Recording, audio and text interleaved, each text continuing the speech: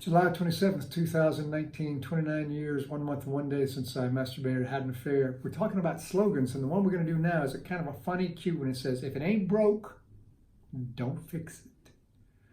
And what has happened, most addicts, 96% of sex addicts were emotionally abused. That's a statistic from Patrick Carnes, Dr. Patrick Carnes, who literally invented the term sex addiction in his book, Out of the Shadows, which was his doctoral thesis. And so if you're abused, one of the responses children have is they try to control everything. They want to be in charge. They want to tell everybody what to do. It's like being the director and wanting to place the lights and the actor and write the lines and do the sound and do the background and do the props and all. You want to control everything. It's a very famous analogy or metaphor of that in the big book of Alcoholics Anonymous and Thirst. A beautiful, beautiful image about that sort of thing. But the reason we want to do that is because we've been hurt as children, either shamed, blamed, or controlled, and now we want control. And so what happens is, let's say you do stop fapping. Then what happens is we want to control the rest of the world. I got to have so much money. I need a girlfriend. I've got to have an apartment. I've got to have a car, and all that kind of craziness. When the truth of the matter is, God has blessed you with sobriety, sexual sobriety.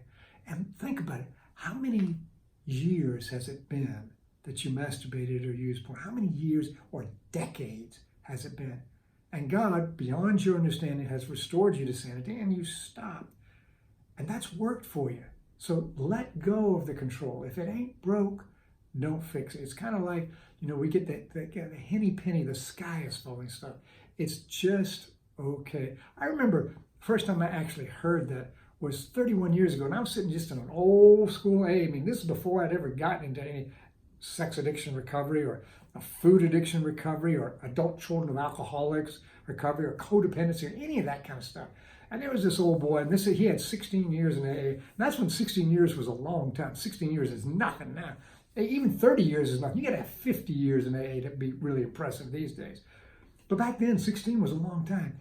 And I was just, psychotically nervous about it, trying to control, fix everything in my life.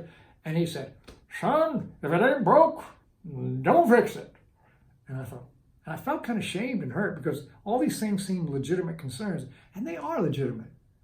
But sanity is about having a sense of proportion.